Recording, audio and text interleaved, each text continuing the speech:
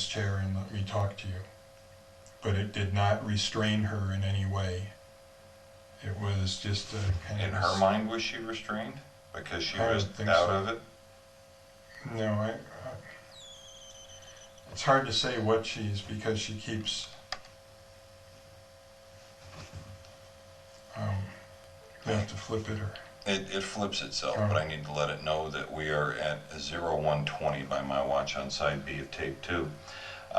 Now, were there handcuffs there for symbolic reasons? I don't think I want to comment on that. Okay. That leads me to believe that there were handcuffs there for symbolic or other reasons.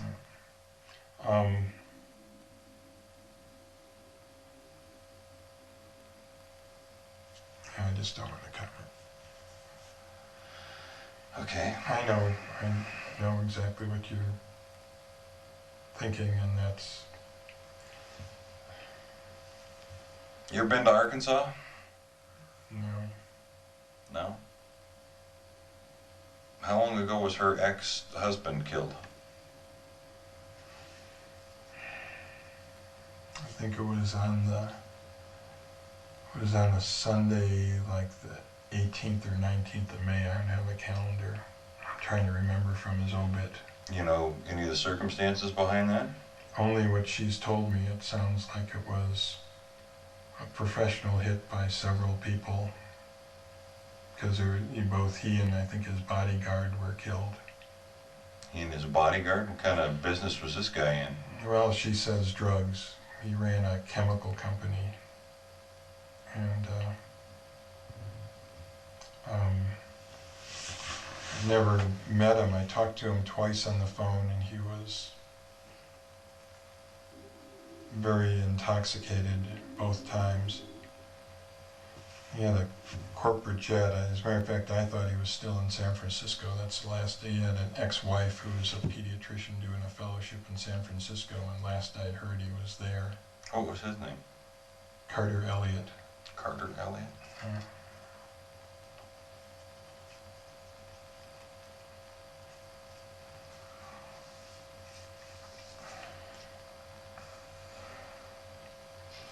Can you see the problems I'm having with this? With? Well, between her story and your story, and as far-fetched as her story sounded, and things are kind of falling into place with it. Okay, and without knowing the full truth behind it, I mean, it's kind of putting us in a tough spot. No, I understand. I asked her specifically at each intersection of what was happening if it was okay. But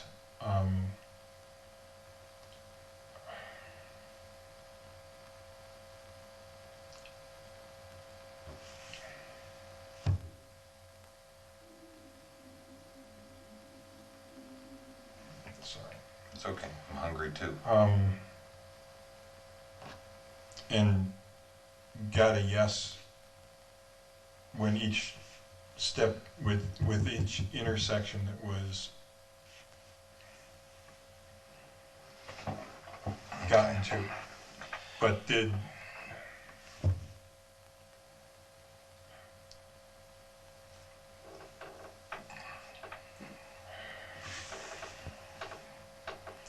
I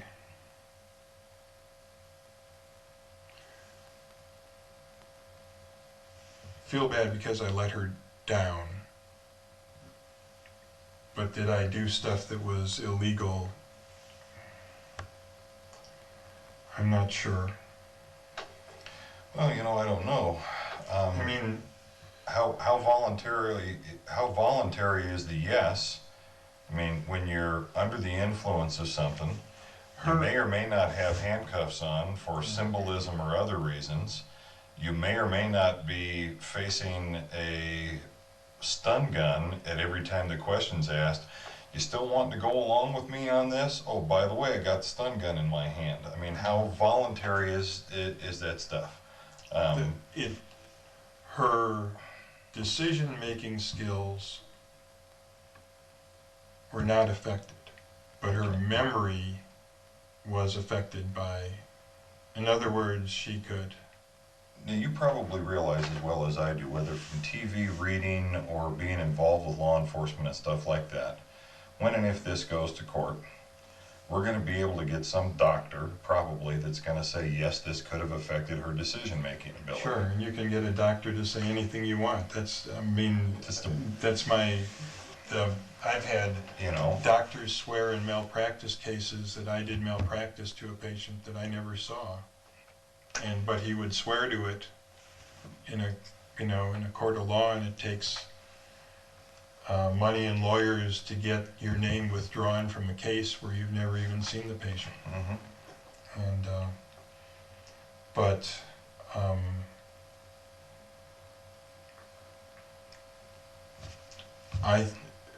I know what I saw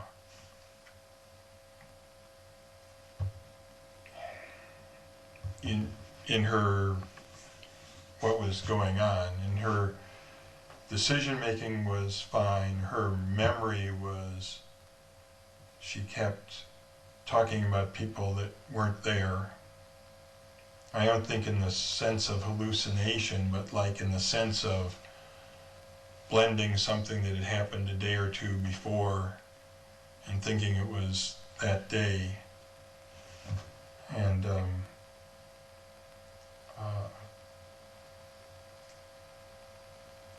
but if you'd say, do you want to do this, yes or no, I don't think her decision making was affected. Okay. You don't think the symbolic wrap around the rope could have had anything to, I mean, do you think this woman could have been scared? I think I startled her and scared her initially because she didn't know I was going to be there. But over the next 10 hours, she calmed down? She calmed down almost immediately. Is that a defense mechanism because she figures if she freaks out, things are going to get worse? I don't think so. I think she is a very, very independent woman who wouldn't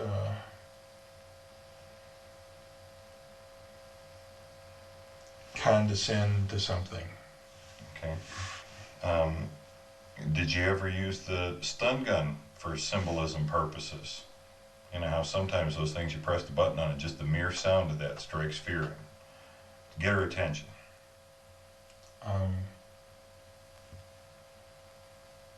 I showed it to her. I actually shocked myself by accident in my left arm, and I was kind of surprised that I thought you were supposed to lay you flat out? Fall, yeah, you see the pictures of them doing the tasers, and the guys are all... Different ball of wax. And it made my hand numb. But it was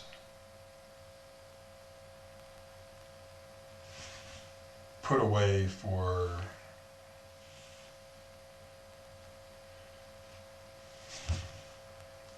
nine and a half hours, 9 3/4 hours.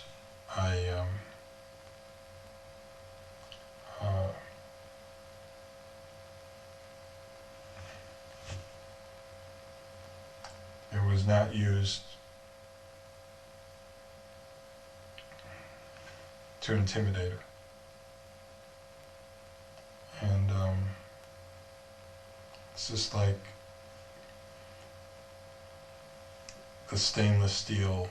I don't think I own a stainless steel or a polished. Okay, now that may be, I may have misunderstood that portion of it, but a handgun with a scope and a suppressor or silencer on it.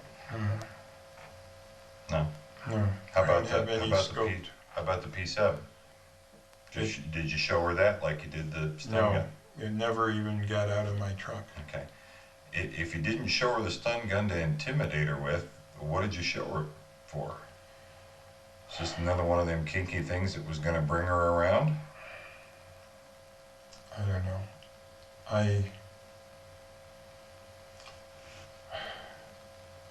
I was,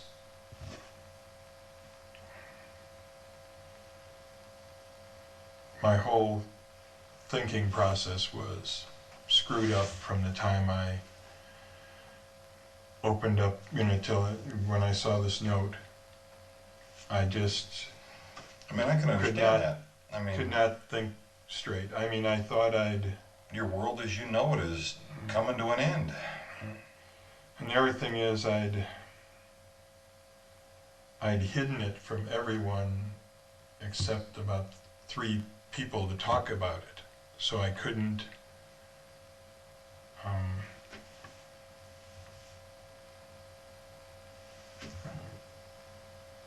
couldn't get any support from people because I didn't let anyone know what was going on.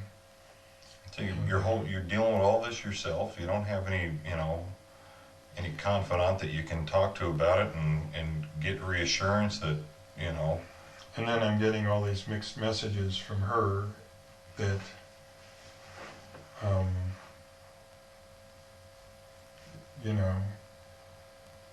we'll be sipping mimosas out at the point. I have some property that's not it's about 7 miles from the cabin. It's this view called Zion View, and it's like a little miniature Bryce Canyon.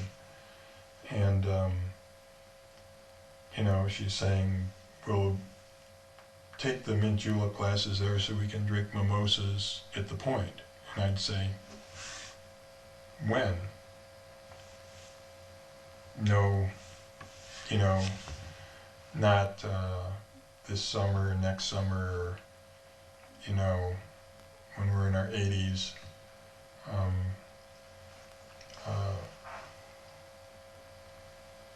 So the whole thing I just was not, I was literally insane, I guess. Not with jealousy, but I think with loss. And I just could not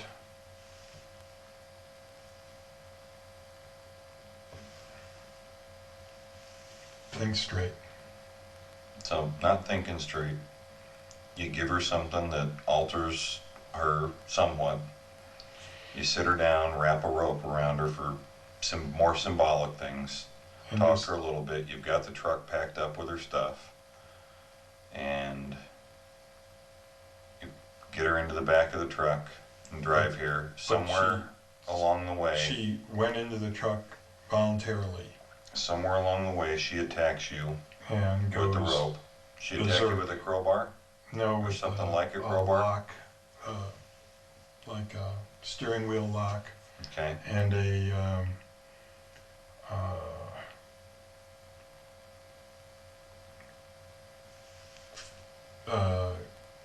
one of those small LP bottles on a hiking staff.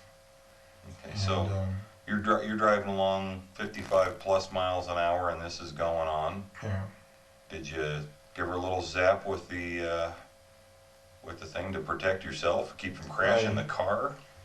I mean, you crashed a car, it could kill the two Yeah, of you. we were doing, it's 75 most of the places, and I think I showed it to her, and that's when I zapped myself because I didn't realize I was, I don't know what I was holding on to that I got. Okay, so did you zap yourself twice? No, just once. Because I got the impression that you showed her the cattle prod in Utah at her house. But I didn't. I can't remember if I triggered it. I don't think I put it's got 2 switches. Mm-hmm. And you have to have both switches on, and I don't think I had them both on. I think I just showed it Okay. to her. So the time when you shocked yourself was in the car going 75 miles an hour when she's attacking you with all this Yeah. stuff. Why is she attacking you with all this stuff if she's going along willingly? Well, I think she changed her mind, or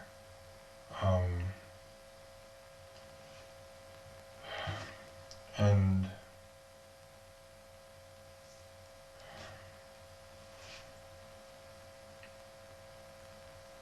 I mean, I don't know if I should have just. She was going so berserk trying to attack me. I was just trying to keep from crashing and keep from. Should I have stopped and turned around? I suppose the answer is yes. I mean, did you stop and eventually get her calmed down? She would just go berserk for 5 minutes or something, and then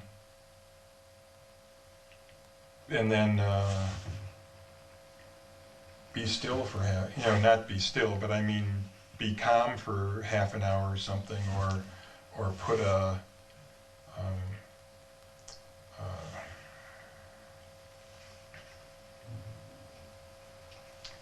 put up a barrier so I couldn't see her, or to break the wind maybe, because I don't know if it was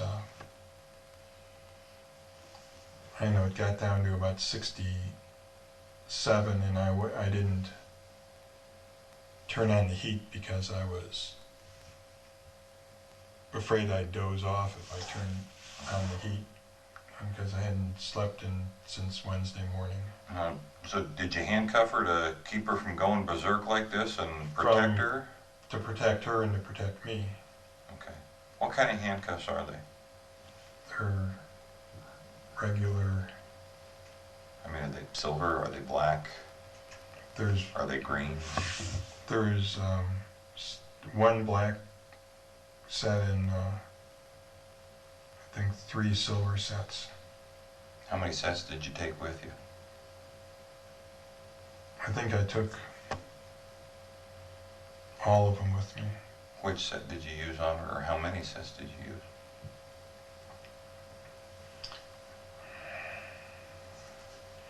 When she was trying, I thought, to crash the truck, I had one set on her and one set hooking her so she couldn't. I was afraid she'd go out the back. She was trying to push open the back door, and I was afraid at 75 she'd go out the back door and get killed. Oh yeah. And but so is there something inside the shell there that you can attach to? Yeah, there's I've got eye bolts, and there's from carrying generators and stuff like that to tie down. There's a chain on the eye bolts so you can run it through like the frame of a generator and hook it on the other side to keep it from bouncing around or sliding out. Okay. So you had it handcuffed to the eye bolt or to the chain, or? I think whatever I could get to when she was, going crazy. And then she would, she'd literally brace both feet and pull against the handcuffs. And then next thing I know, she'd be calm and, not comatose, not sleeping, but just would calm down. At your house, Yeah. did you ever do or say anything that would have given her the impression that you were going to kill her or kill yourself?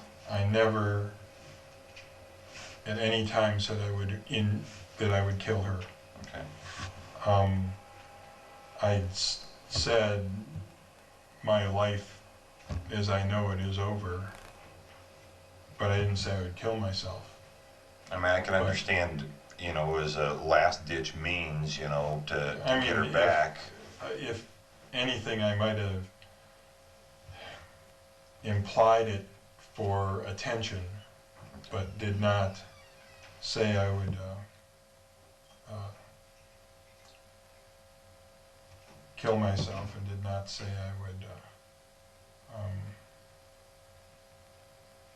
But I kept saying, you know,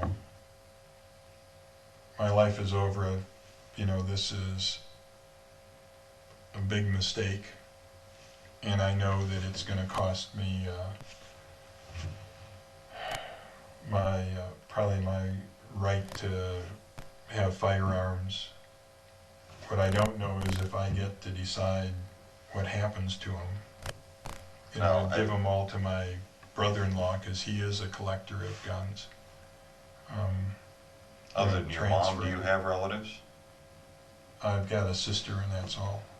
Okay. Something like that can probably happen. I don't know for sure. I don't know what the Yeah, legalities I are think you behind just all that. have to fill out the right paperwork. I mean, so deep down, probably, I mean, as upset as you were, as devastated you were, your heart's ripped out of your chest, the whole 9 yards, deep down you probably realized, basic on what you just said, that this was not the right thing to be doing. It was This just was wasn't wrong. working out the way I thought there would be this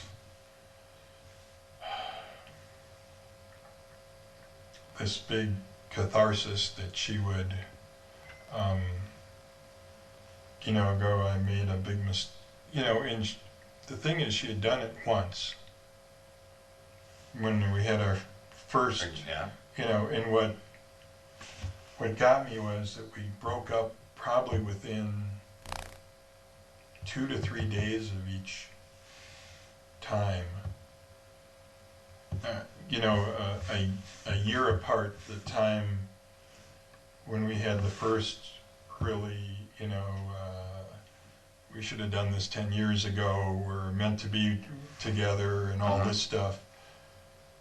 She just called up one day and said, I want to be just, you know, the just friends thing, the kiss of death. And it was like the 25th or the 23rd of February. And Both times. Both times. I think the 25th, and I actually asked her mother, was this some big horrible anniversary of something that it just seemed like it couldn't be coincidental, I guess, that it was almost the same day both times, and that literally a week or a couple days before everything was absolutely perfect. I have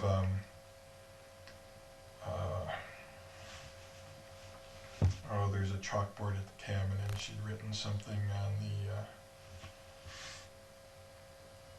you know, like February 17th of '01, lovely. And then on the 25th, which is just 8 days later, it's all over. And then pretty much the same have a really nice Valentine's Day down in Vegas, going to her, for a change it was her convention, and went out to eat with my best friend from Las Vegas, who I still haven't told about, because I can't understand how, I mean, he could see how terrific everything was for us. It was we went out, it's his wife's birthday on Valentine's Day, and how 11 days later it can all be gone. Now, you said and the first time you got back together after the Valentine's breakup was in June. You said Yeah. about a year from now. Yeah. I mean, were you hoping, you know, I to think plan, okay, well, this is June, maybe? Yeah, I mean, kept hitting anniversaries of, and I, you know, to show how unimpaired I guess she was, I asked, what were we doing a year ago, and she remembered much better than I did exactly which stores we went to and stuff like that.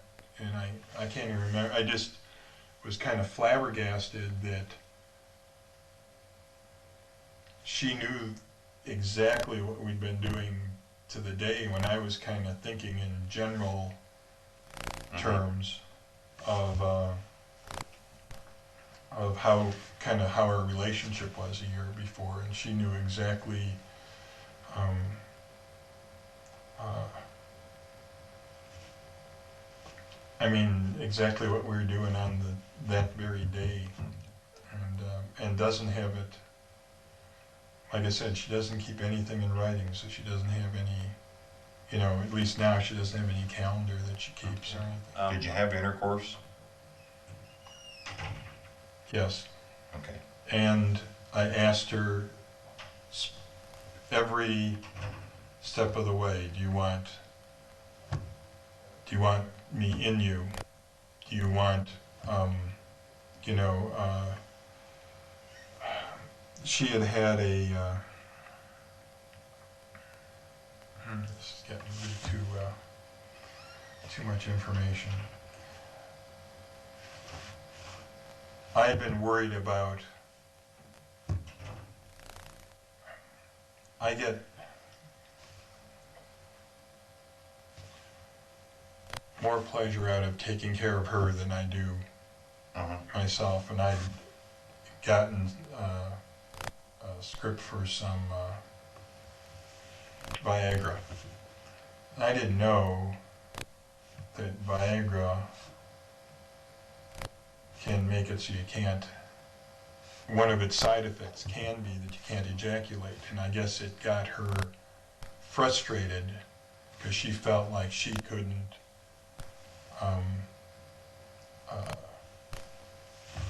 keep me satisfied or something.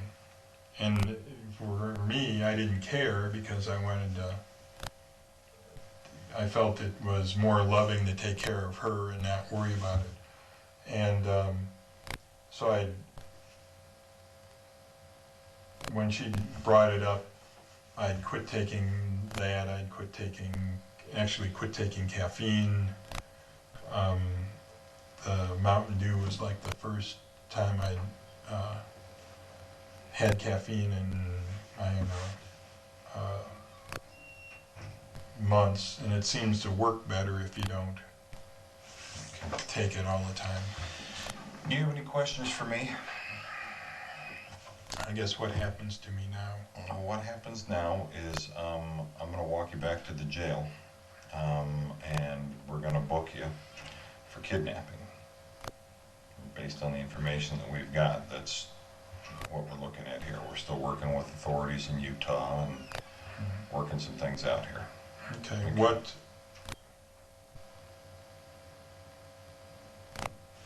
I guess, what do I face?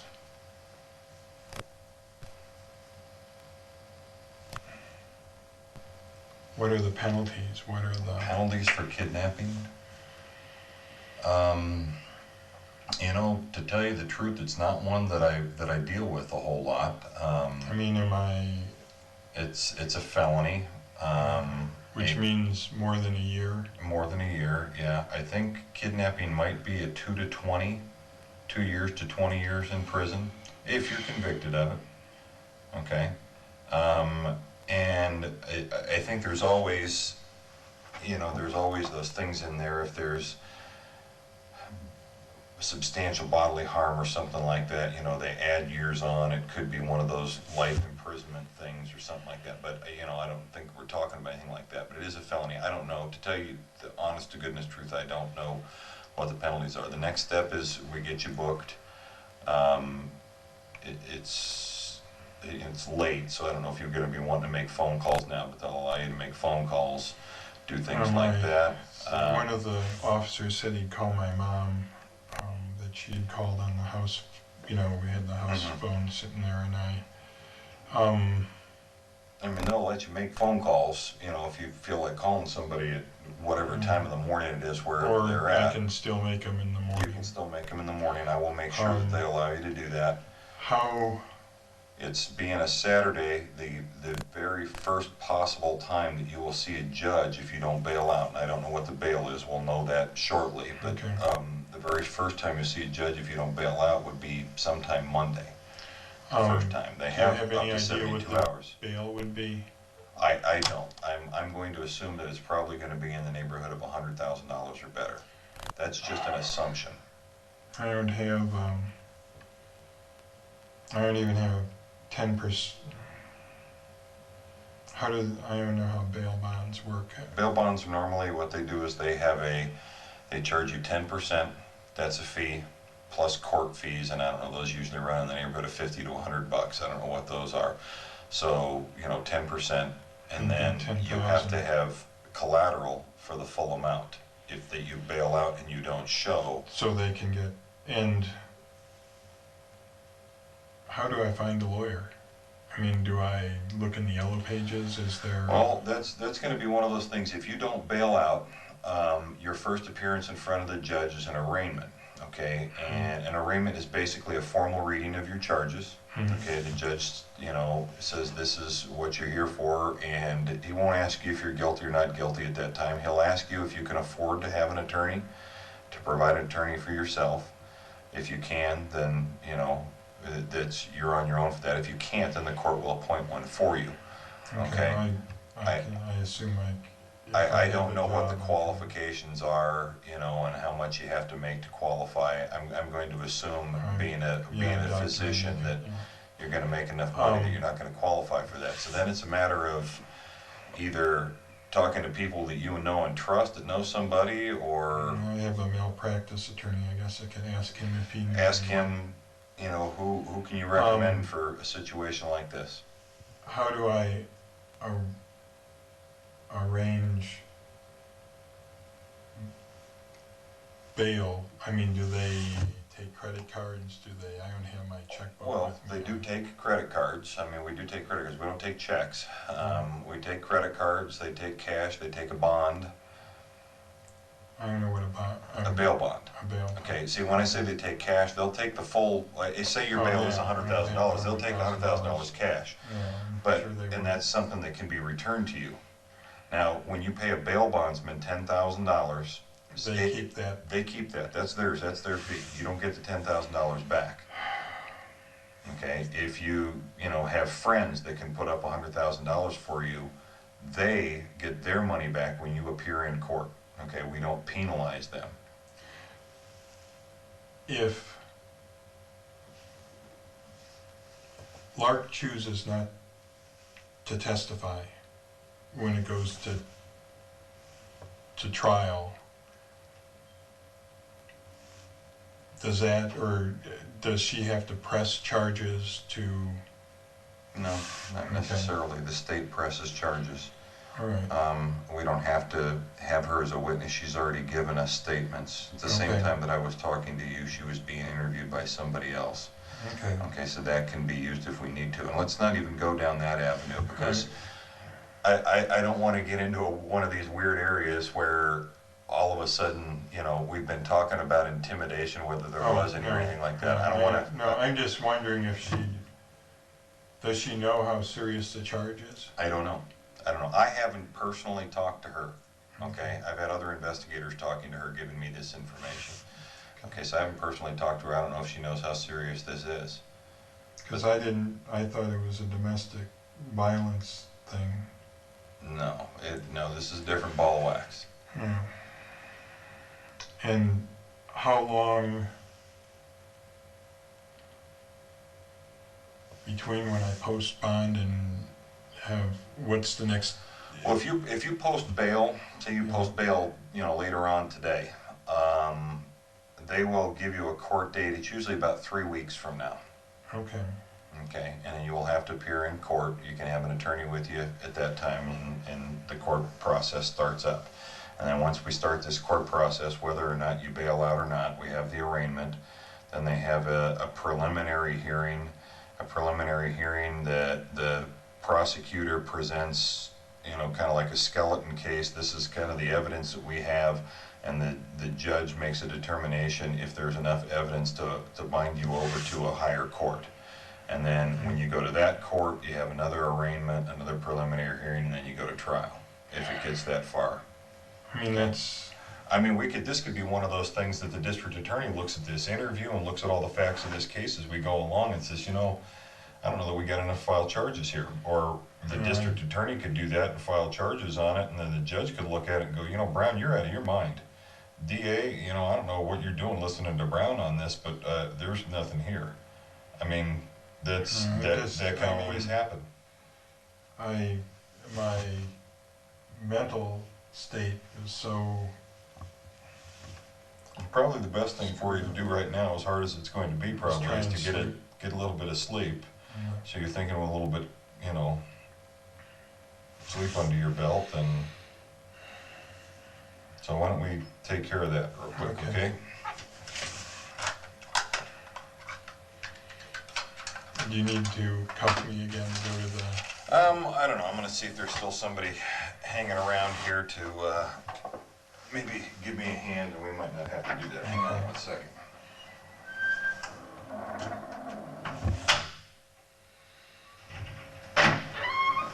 Dr. Conte, another couple of quick things. Based on all this, and I told you that we're gonna wanna go into your house. We're gonna wanna look through your guns. There's other things that we're gonna wanna look for in your house. Okay. Okay? Can I have your consent to do that? What other things you want to look Oh, I wanna look for the underwear. Okay? Okay. I can tell you where to look. Okay, I wanna look for any Ativan. Okay. Whether or not it's true or not, I wanna look for any chloroform or anything that's like fine, that. because there isn't anything. I wanna like look that. through your guns Yeah. to see if I can find this silver gun. Okay, I'm gonna need to go into your truck and collect the red rope, collect the chain, I need to collect the handcuffs, things like that. So, I don't see any point in not allowing you to do that. okay. And there's, I'm tired. You're more tired than I am. Tired. There's other things along the way that we've talked about. You know, I'm gonna want to see. You know, you bought gas in Utah. I want to see if there's any kind of receipts for that. You know. I'm trying to think. I usually keep a receipt book in the truck. Yeah. Okay. Those type of things. Okay, it helps show what you're telling me is the truth. Okay, as we're going along with these type of things. Okay. Okay, the red rope, the stun gun. Okay, I'm gonna need to get that. I'm gonna want to take pictures because you tell me with the stun gun you've got the pepper spray and the other stuff. So take pictures of that to show that that's. The stun gun is in the front seat of the truck. It's not in the. Okay. It's not where. And also, Lark. I don't know if Lark got her gun out of the truck. I took it and unloaded it.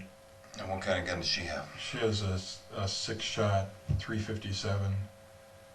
And is that something she's had? Something you bought for her? no, she's had. She Okay. has another a Beretta Tomcat or something of mine that she latched onto because she liked the size of it for her hands. Okay. And I don't know if she cleaned out all of her stuff, and I don't know if she Could that be in the red truck? only if she put it there. Okay. And I kind of doubt that. I don't know how much she went through the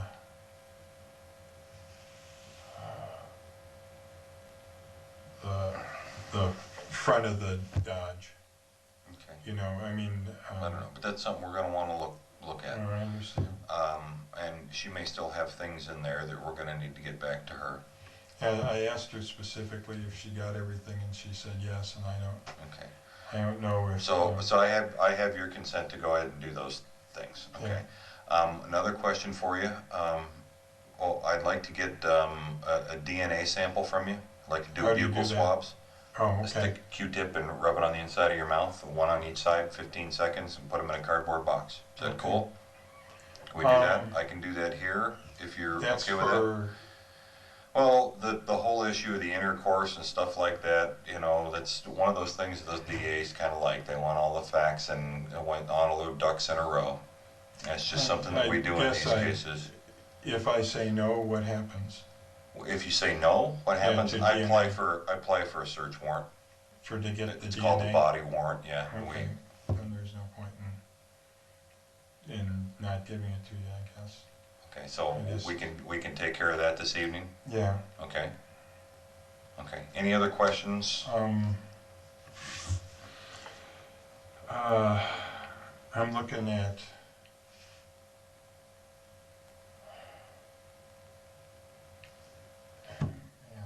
it's give the bail bondsman or $10,000 plus, or or make a house payment and a payment to the IRS. But I guess that's my problem.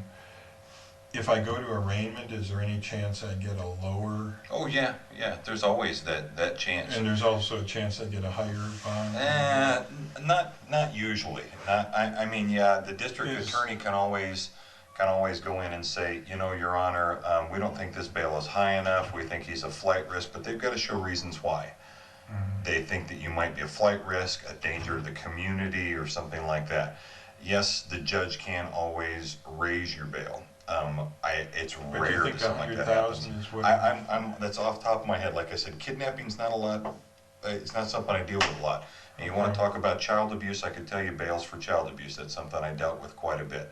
Okay. You know, you want to talk about writing bad checks or stealing skis? I can tell you about the bails for those. Okay, but kidnapping's not something that we get and I deal with a lot. Okay. So it's not something that I. So when know will off I the top of my find head. that out? When I'm booked? When you're booked in 10 minutes, I'll know what the bail is. Okay. Okay, once we get done with all that, they add up all the charges, we'll know what that is. You will know all of that before you have to make any decisions about phone calls and what you're going to do. Okay, when you go to arraignment, you can always ask the judge.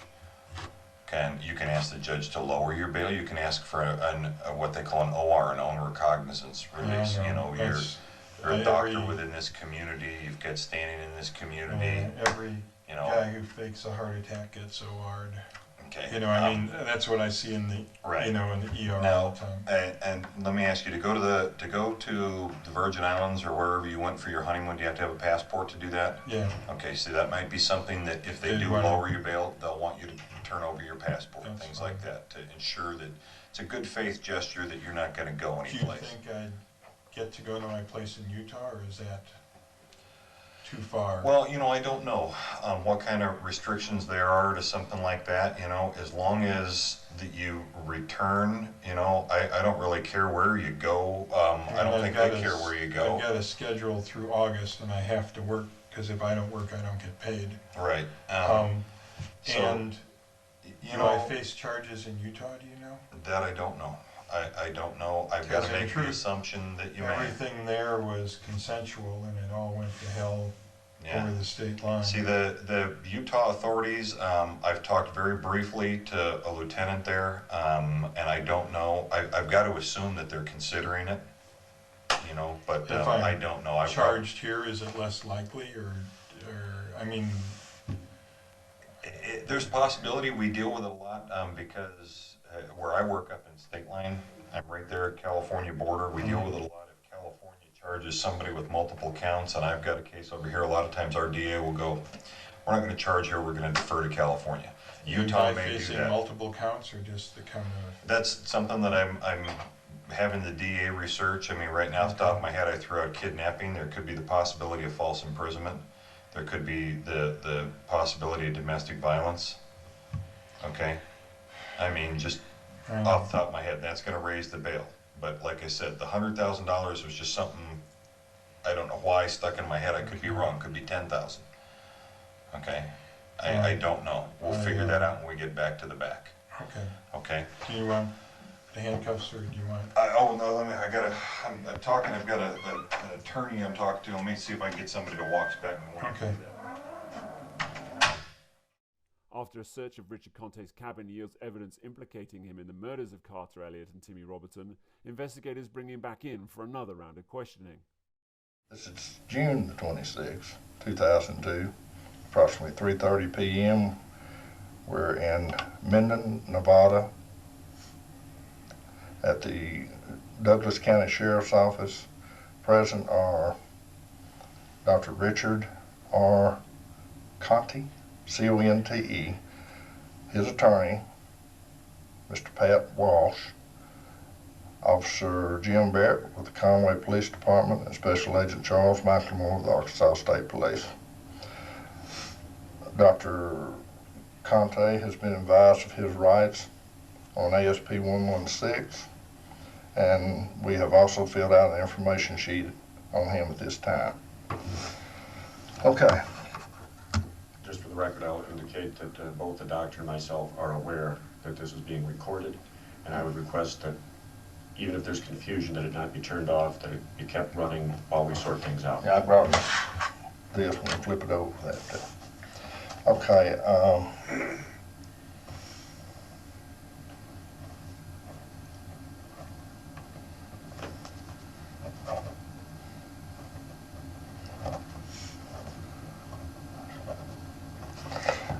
All right, I understand that we have requested to talk to y'all, and then at first you didn't want to talk to us. No, I was That not wasn't right. informed that you wanted to talk to me until he told me today. Oh, okay. All right. The district attorney called and asked if I had a problem, and I said yes, but I'll be down tomorrow to speak to the doctor. Came down, spoke to him, and he's making a statement now. Okay. We are here investigating any, what we call leads, or any information we get might be tied into a case that we're working in Arkansas. What we would like for you to do, Dr. Conte, is to, if we can go back to say May the 15th and get you to just kind of give us a rundown as to places that you might have been, who you might have been with, so we can verify. Do you have a calendar or something I can look at to know? My schedule doesn't go by weekends, it goes.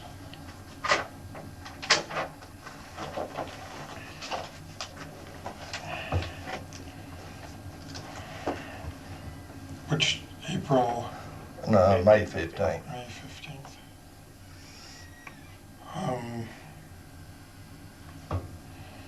I think I worked the night of May 15th. I got off and drove to my cabin in Utah on the 16th. So, yeah.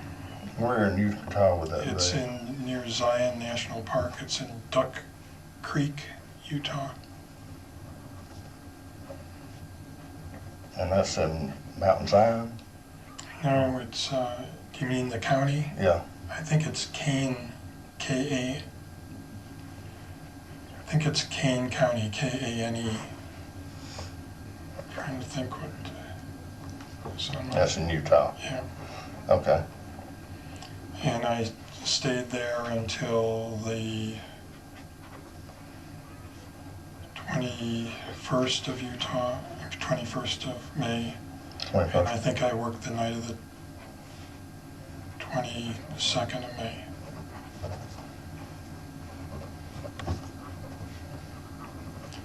Okay, so you stayed at the cabin until the 21st of May. Yeah. And then you came back into work here in Carson City on the 22nd? I think on the 22nd, I'm not sure. I know I didn't leave there till the 21st because my truck was busted and they needed to get a part on the night of the 20th, and so it wasn't done until the 21st to pick up.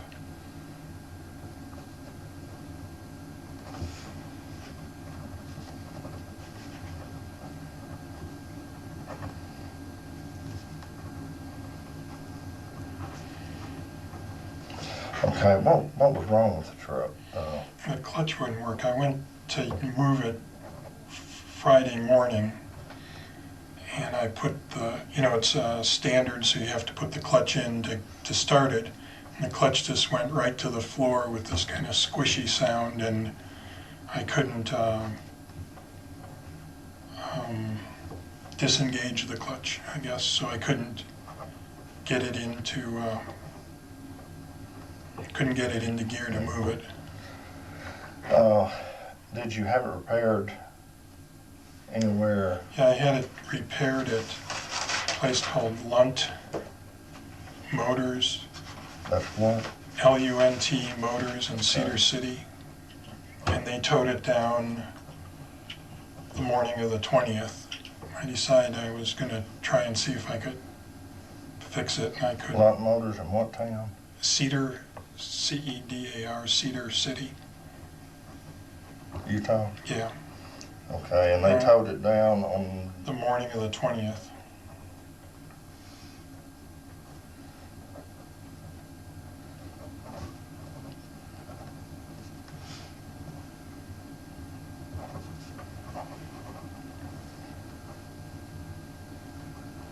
okay. Let me ask you something. Yeah. Did you have another vehicle, I had 2 ATVs and my 3 ATVs. for your ATV? Yeah. Did you, let me go back up here to May the 16th. Yeah. I'm not familiar with that part of the country. Are there cabins around you or people close around to you? There's a cabin right next door to me, but I didn't see the people there that weekend. I'd seen them there, I think, the previous trip up there. They have a house, I think, in St. George, and they don't come up every time. How far is this cabin from your cabin? 50 yards maybe. Was Just there like any, next lot. was there anyone in that area that could, I mean, someone you could tell us that you might have come in contact with, that you talked to? I saw the guy delivering water drive by, and I waved to him, and I saw a guy drive by with his... So what kind of water? You talking about drinking water? Yeah, a lot of the places don't have drinking water, so they need to have it delivered. And that was on what day? On the weekend, I just can't remember which day. And I saw the Would that guy, be, it would have been probably the 18th? 18th or 19th. I saw a guy drive by with his front end loader, and I waved at him. I can't remember I don't even know what his name is.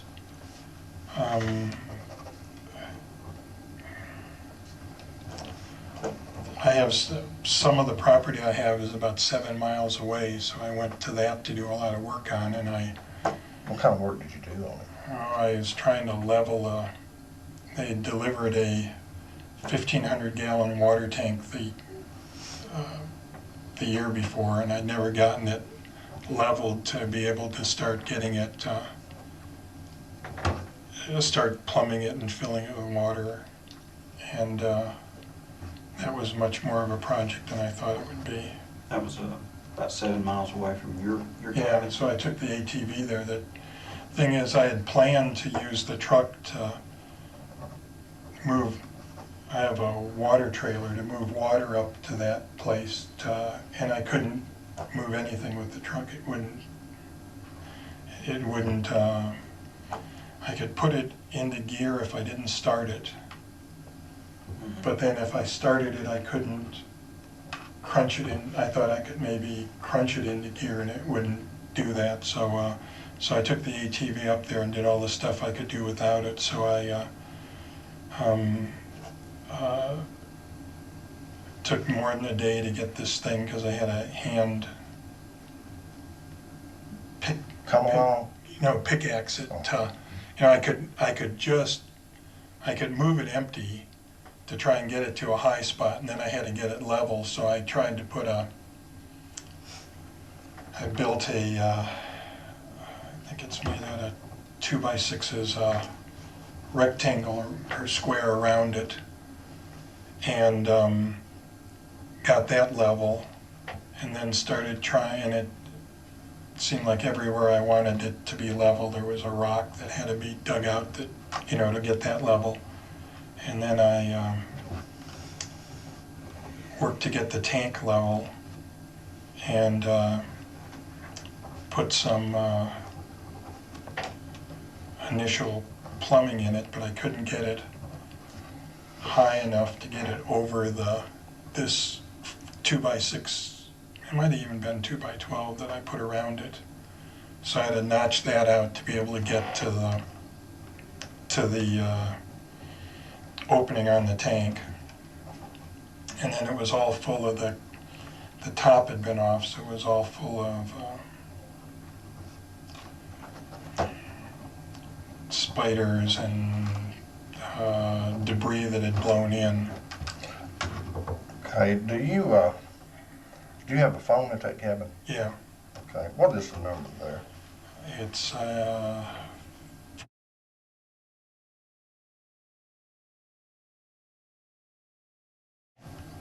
20. 36, I think. I'm in the book out there, but I'm pretty sure that's the number. Did you call anyone during that?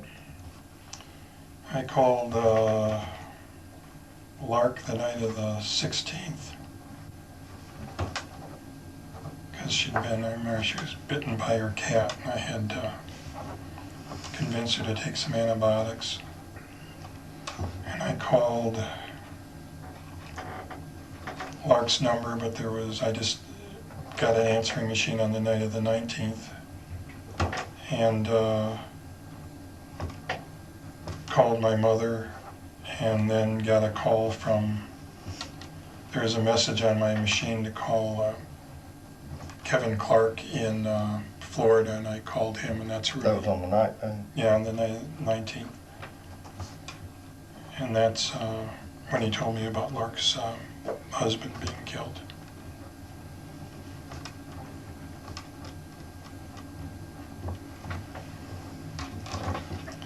And I think I talked to her on the morning of the 20th. On when? The morning of the 20th, Talk to Lark. yeah. I think she returned a call when I was, that she was going to take a plane out. And I called, You called Lark the morning of the 20th. 20th, okay.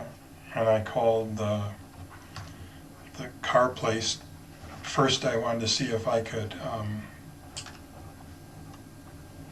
maybe get the truck like in the third gear, or something that I could drive it down there.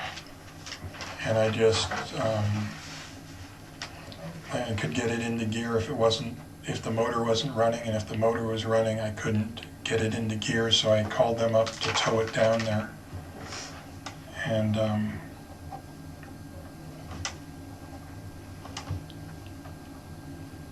That was on the morning of the 20th? 20th, yeah. Okay. Do you know who you talked to there?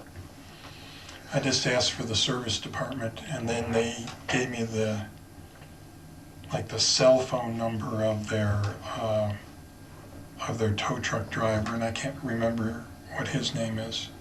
Did you write that number down anywhere, maybe? I don't think so. I mean, I might have, but I don't remember saving it for anything. I looked it up in the phone book to get their number, and then called his cell number to try and get him to figure out where I was. It's kind of hard to find places up there.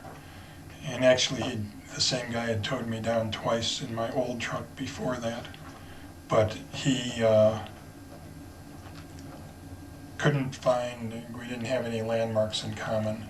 So then he gave me a call, and I drove an ATV out to where he was to have him follow me to pick up the truck.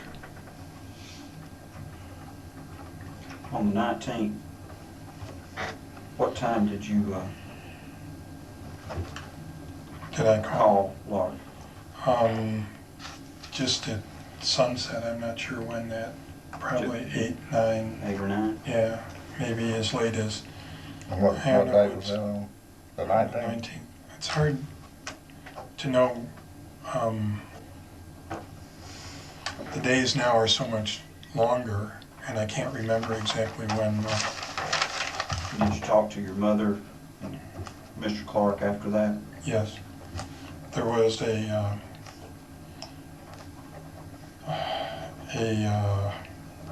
what do they call it, caller ID. Mm-hmm. And so I knew my mom had called, so I called her back. And I didn't recognize the number from Kevin because he'd gone to a concert in Florida for his wife's birthday, Paul McCartney concert. And I tried to call back using the phone, using the number off the phone, and there was no 1 before it, so it wouldn't take it. And when I tried to put a 1 in, I just managed to erase the number.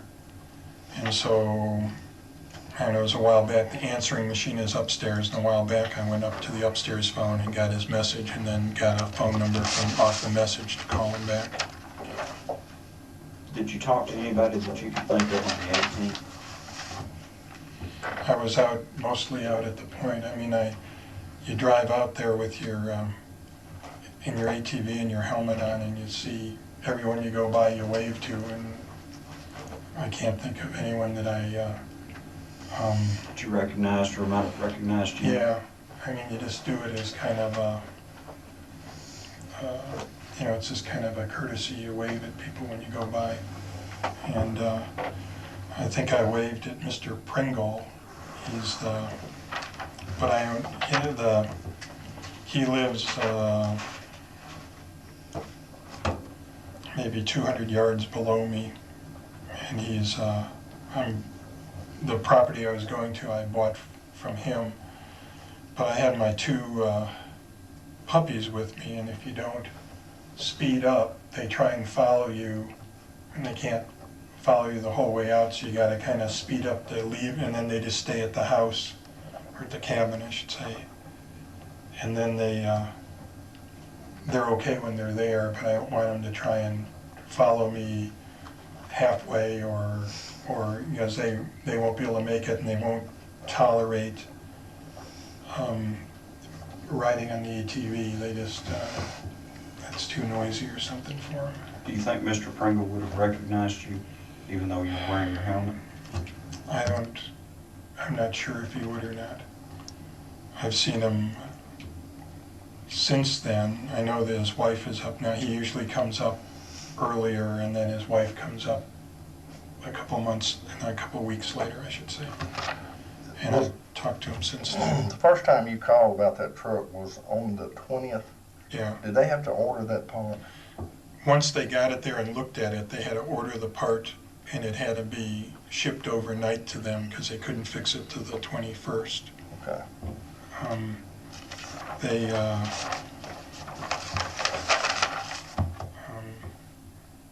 I just remember they had to keep it an extra night. And I don't mean to be telling you how to do your business, but the doctor and I were talking, and he's pretty sure he put the receipt In his vehicle? in the work order probably in the glove compartment.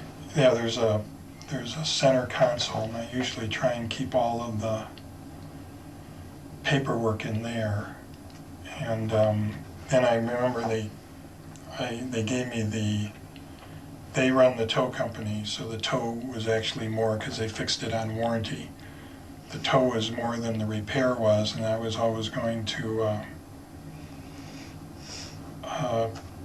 take it to AAA and see if they would pay for the tow, and then I never got around to it, I guess. And so I'm not sure that the tow receipt is in with the other receipt. Okay, once they got it fixed, did they call you back? I think I kept calling them and asking them when it would be done. I think I called it,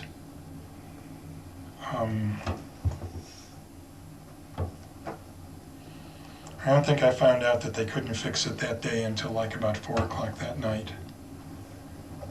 And I had gone down there with the tow truck guy, and I just walked, trying to kill time, thinking they would get it done, because he said he thought he could do it by that evening. So I kind of walked the entire length of Cedar City, and then when he couldn't fix it, I hitched a ride up.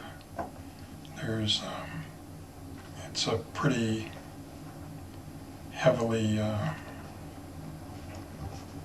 what do you call it, traveled road.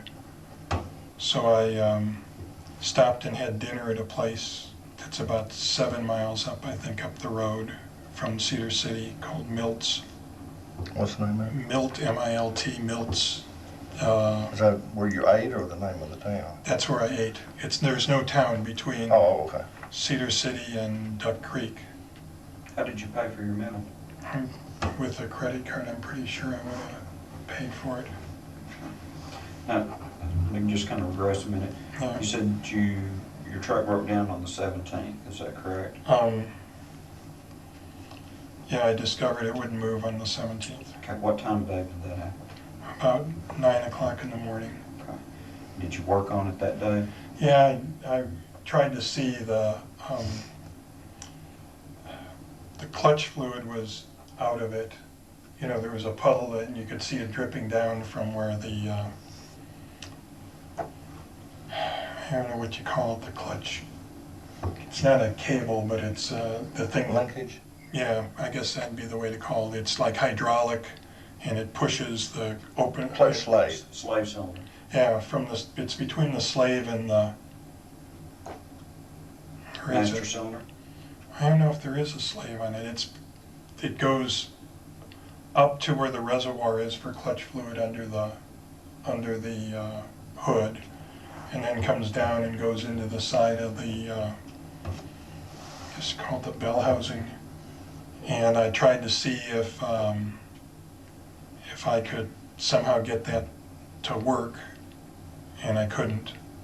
And by the time I putzed with it, it's got two real fine threaded screws, and you got to push against this. It just takes forever to try and put the screws in, put the screws out. You can move a wrench about 1/8 of a turn only on it. And I couldn't find it's too small to get a socket on. And even, I think I even got a socket on it, and it once you could get it in a certain far, and you just couldn't move even the handle on the socket wrench very far to try and play with it. And I didn't have the manuals were sitting at home, so I didn't have the manuals to know if I was even, but I figured it was worth a try to try and get it to work. And so I failed to get it to work, and they're not open Saturdays. Had you been having problems with that clutch prior to that? It worked perfectly when I drove up there, and I don't see how it could have, I told Mr. Pringle that I thought someone had messed with it, because I don't see how it could have. The screws are probably, or the bolts I should say, are probably 1.5 inches long, fine thread, and I don't see how they could possibly back out.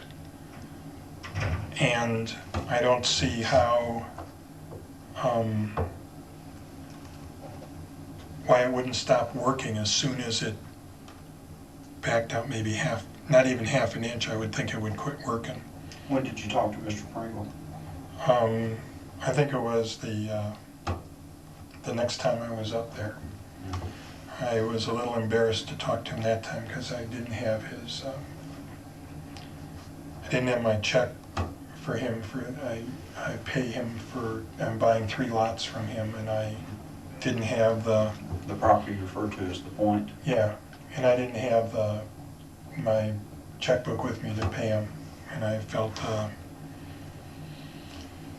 I guess I didn't want to go down and talk to him and say I don't have your money, but I knew I'd be back before the end of the month to pay him.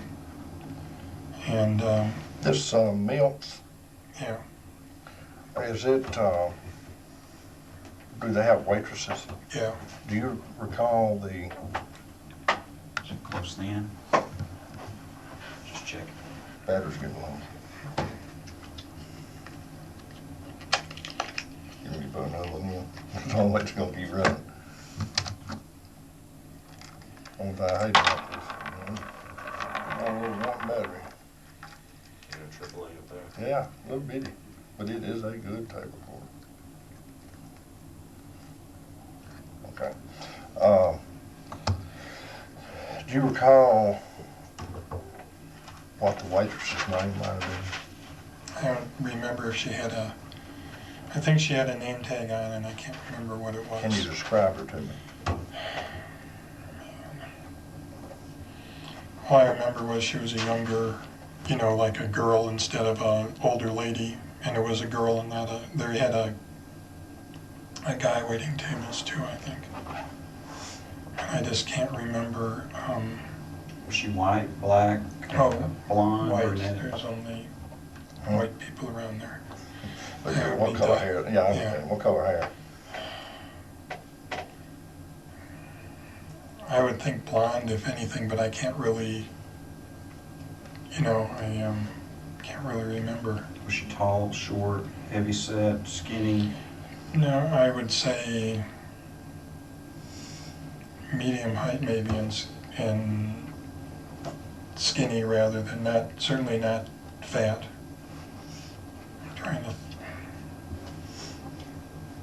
While you're thinking, just for the record, battery's going dead, the battery's replaced, and nothing was said by anybody Right. except relating to the battery. Right.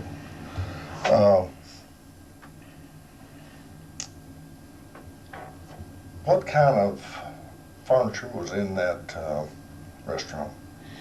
It's I mean, are they tables with tablecloth or booths? I don't think they have tablecloths, but it's tables, and it's all done in. They have a bunch of mounted, like trophies. Because I think I looked at a couple of them, because I've been in there maybe a half dozen times, and I guess I'd never been there when it was that slow that I could. There was no one in the main room. Is that your first time to ever go to that place? No, I've been there several times over the years. About what time of day were you there? I would think it was, I thought I had to kill time in Cedar before they would open at 5:30, because I think it was at about 4 o'clock that they told me that they wouldn't be able to fix my truck. Mm-hmm. And so I think it was,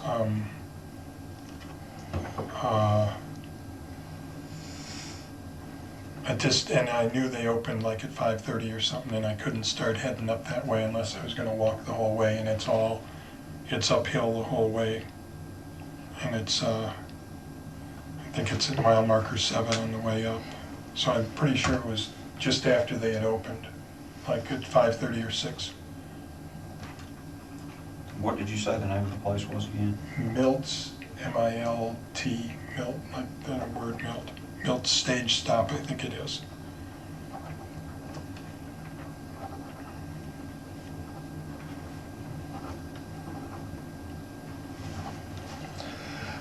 What did you have to eat? I think I had a filet, Fish or? no, like a tenderloin. Okay. And I think they have baked potatoes. Oh, I had a shrimp cocktail, because they have good big shrimp, and lemonade to drink. Lemonade or Sprite, one of the two, I can't remember. You remember what your total bill was? No, I don't. I would think less than $30. I didn't have any dessert. It's a pretty filling meal.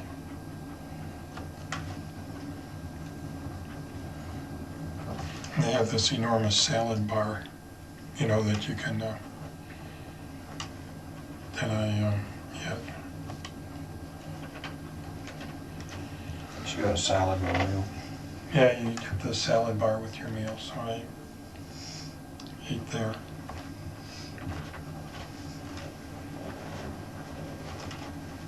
Did anybody come in there that you might have met before coming through? Not that I can think of. And of course, this was on the 20th, right? Yes, Which would have been, what, Monday? yes.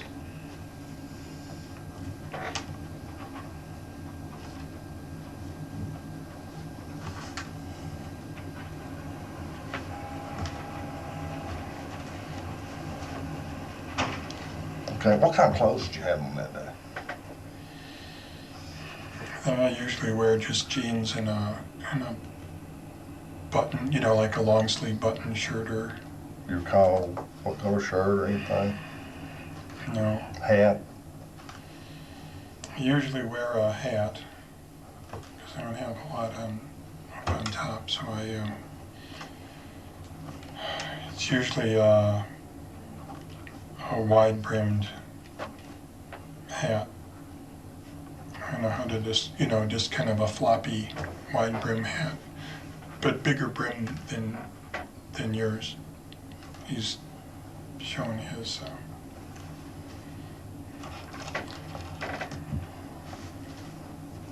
What about shoes? What kind of? Usually always wear some lace-up boots. You stopped.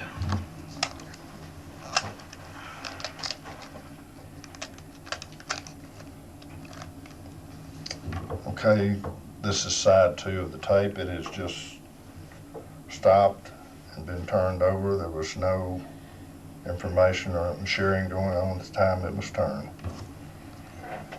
Okay, so it was a big brimmed hat and lace-up boots. Yeah, black lace-up. They're Danner boots. They're about the only ones that I find. They're the only size 14s I can get into. All the other ones I have to wear 15s. Okay, well, you do have a big foot. These hurt a lot. But you know, mine's 11 and a half. It's getting pretty close. So you wear what, usually about a 15. 15 shoe?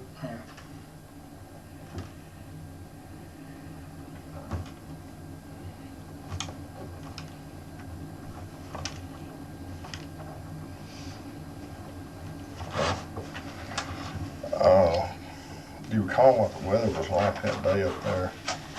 It was, Because I don't know how the weather is. you know, it's like this clear, and it was hotter than I thought it would be. So I remember when I was going through Cedar, they have a bunch of buildings that are connected, so you can stay out of the heat. You know, you can stay in the air conditioning. But I don't know what hot would be if I'm walking. You know, it could be high 70s, could be low 80s. It'd still be hot if you were hoofing it. And when I was, Did you have your dogs with you that day? no, I left them up at the, there was nothing, I would have had trouble dealing with them if I brought them along.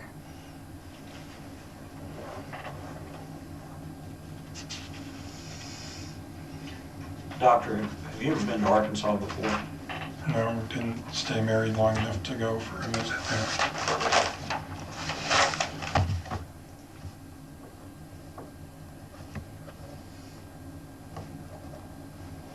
But you've never been there for any reason?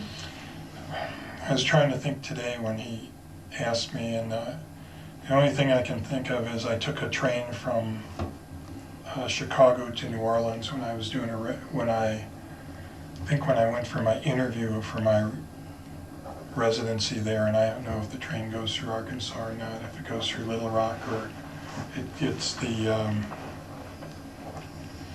they call it the Spirit of New Orleans from Chicago to New Orleans, and I don't know what I suppose it'd link a lot of bigger cities, and I don't know what, that would have been the only time I would have been there. We've talked to some of these investigators here at the Douglas County Sheriff's Office, and we're not real clear on some of your background. Were you in the military at one time? No, I was not. It's all a fantasy I've kind of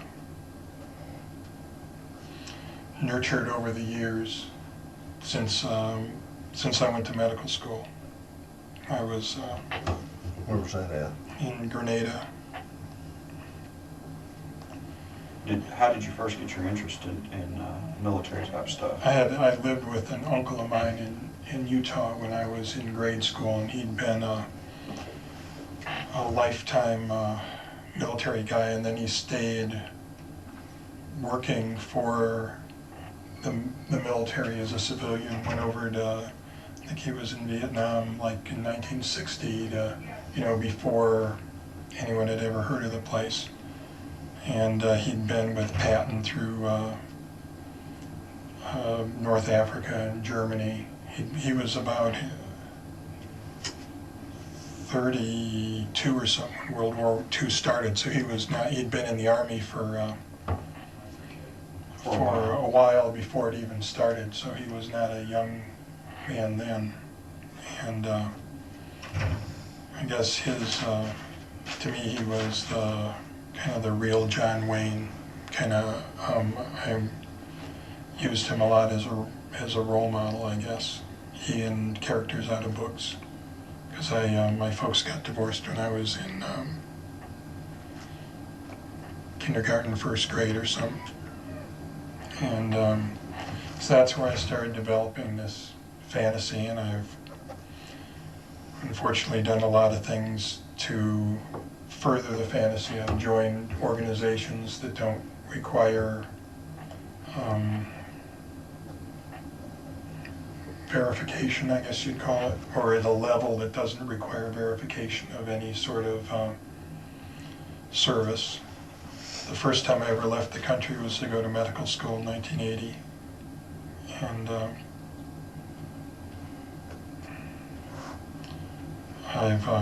And I think I tried to further the fantasy even more with Lark, especially when we had trouble trying to get her to,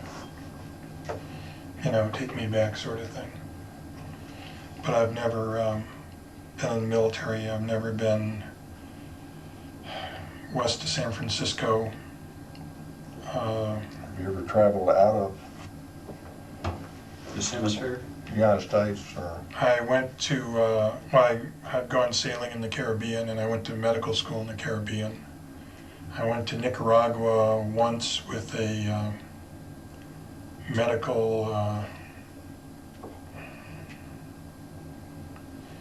what do you call it, a medical relief effort, Oh. that did like free medical care there, because a woman I knew was involved in it and asked me to go along. And I understand that you and I probably got a lot in common. From talking to other officers, you like to do a lot of shooting. well, I don't do that much shooting, but I like guns, and I probably, Probably a good thing I'm not up here. yeah, I'm right out there by you. I was thinking, I bet there's a lot of times I don't shoot 6 times in a year. And even though I'm up here where there's a tremendous public range and stuff, I just don't take the time to do it. And if you do it alone, it's not very much fun. Do you reload yet? No. I do, big time. You name it, I reload it. I also Make sure understand, you give me your card so I can call you for advice. Hey, I will, because I've also been told with some of these guys that you may be volunteering for Carson City Police Department. No, for the SWAT, to be the SWAT doctor for Carson City and Douglas, because I'd taken Thank you, sir. I'd taken the H&K tactical medicine course twice, which is the only time I've actually ever held a fully automatic weapon in my hand. And so I had volunteered to be their SWAT doc, and never had anything come of it. It just seems that they, Did you ever train with them or anything like that? no, it just seems that they don't ever have anyone who is in charge of their SWAT or SORT team long enough to make a decision. And they'd had some, I think they had guys who had paramedic training, so they didn't have to do any of that. And I also trained for the high-angle rescue team for NEMA. I think it's NEMA. An emergency, when I was in Vegas, when we thought we'd be going to Los Angeles in some big earthquake or something, and then nothing came of that either. I understand that you like to fly. I had a flying license when I was, haven't flown in 13 years. I thought I was going to get to go back to it. Oh, you don't But have do you have a license? Well, the way it works is you never lose your license, you just lose your ability to use it. You know, you can't, I'd have to go back and get what's called a biennial flight review. And I think I last flew, probably was when I was still in Milwaukee, and I'm trying to think. I was in Milwaukee doing a residency from 85 to 88, and I last flew then, and never had the time or the I guess the extra money to go back to do it. That would be a regular pilot. You've flown commercials and stuff. Oh, yeah, yeah. When was the last time you've flown commercial? Coming back from my, well, I think it was coming back from my wedding in December of last year, but I'm trying to think if I might have flown to Salt Lake between after I was back. I can't remember if it was before or after the wedding to do stuff with my wife.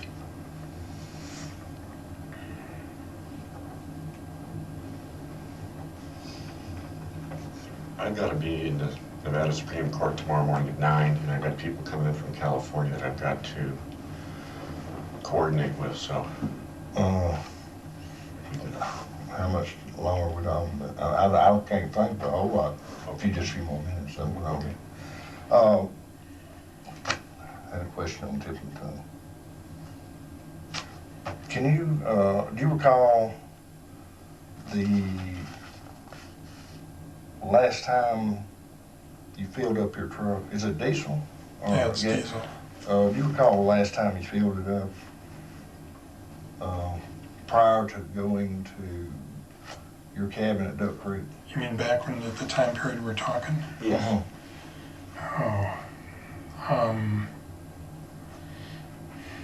I would have probably drove to a place called Hawthorne, Nevada, and filled up there because they have good prices.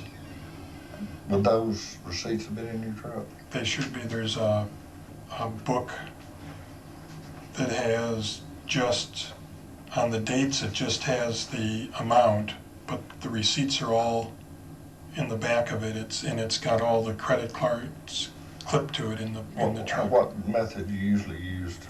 Credit card. I mean, any certain one? No, I mean, the place in Hawthorne is a Texaco. The place I usually fill up in Cedar because the prices are cheaper in Utah. It's on street near where I drive out. Do you recall the name of it by any chance? And it's right next to Lunt Motors, I know. It's one. Lunt Motors takes up the southern 2/3 of a block, and then there's a street, and then there's this, the very next, I mean, right across the street is the place, and I'm trying to think, because the guy has a snowmobile, and he always has his trailer up there, and I'm trying to, I just can't remember what the name of it is. But it's I'm pretty sure it's a Phillips 66 station. So that's Cedar City. City, Utah? Yeah. Okay. About how many gallons would it hold if you filled it up? It's the total that can go in it is 73 if it's perfectly. 73 gallons? Yeah, if it's perfectly level and everything is.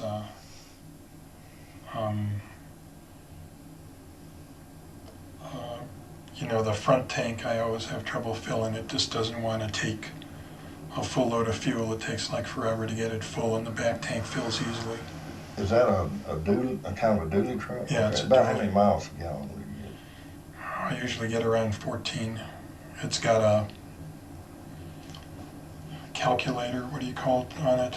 You know, that will dial in your mileage.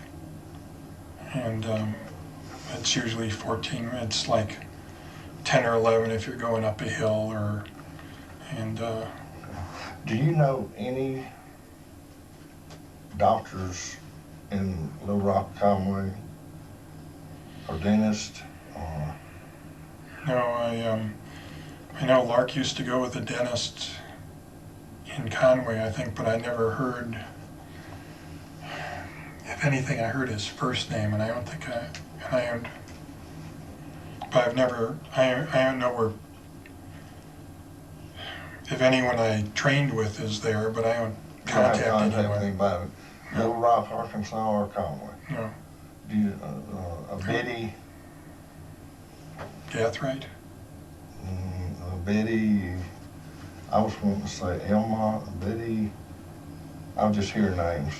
I thought it was from Little Rock, and I thought No, maybe you. Betty Gathright is Lark's mother in El Dorado, and I mean, I know her and her husband, and, but they're the only, I don't think she has any other relatives even that live in Arkansas, so those are the only people I know. Anything else? Yeah, just a couple of questions. Yeah. Besides the phone at your place here and the phone in Utah, do you have any other phones? I have a cell phone and a satellite phone, because almost all of Nevada has no cell coverage. And I don't know what those numbers are, but both phones are in the truck. Okay. Who do you have cell phone service through? AT&T. What about your satellite phone? I'm not sure what the name of the place is. It's on a sticker that's on, I just don't know who the satellite provider is. You don't know what the numbers of those are? No. I don't call myself very often, so I understand completely. Have you ever met Carter Elliott? no. I talked to him twice on the phone when I was at Lark's, just to like pick up the phone and say hello.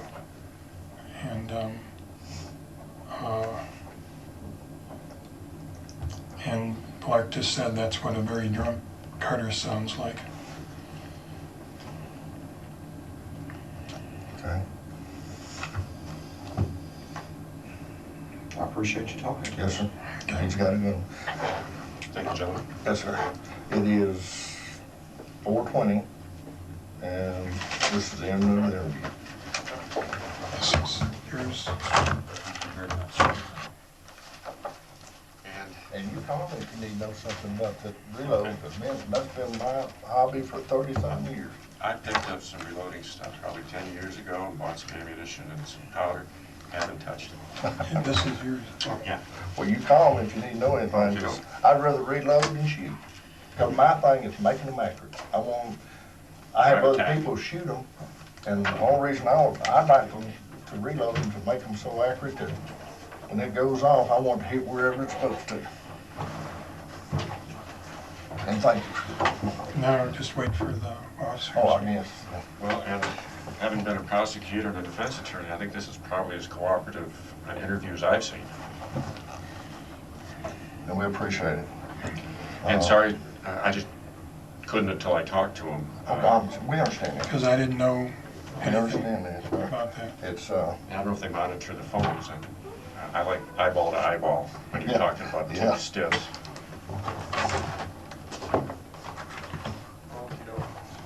I'll stay here with him, Charlie, too. okay, I've got to get this up, and I'll be ready to get out. Hang in there. Okay, thank you. Hopefully, we can get some people here to talk to you about all the special forces work. Can I get your number in case I ever need to call you? I might call and check on your reloading one of these. Do you know anyone who can help me get like reading glasses or anything, or? It's just they don't have any large print books and I can't. All right, And okay. see if I have an English one. Yeah. Like this. Okay. This gal I'm going with All right, to the thanks. Supreme Court, she had that. I'm a shameless thief. Seemed like a good idea. Well, I will, if you need anything, don't hesitate to call. I will. But at least this, what's his name? Clark Elliott? Carter. Carter. It's probably the first homicide in 15 years that hasn't been blamed on Bill Clinton. Well, He hasn't been ruled out yet? no.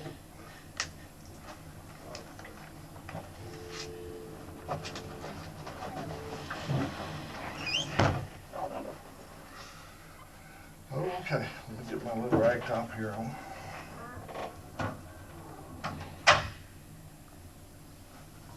Well, I guess he left. I thought he was gonna let me leave. Maybe he went to find someone to get me. Sir? Oh, yeah.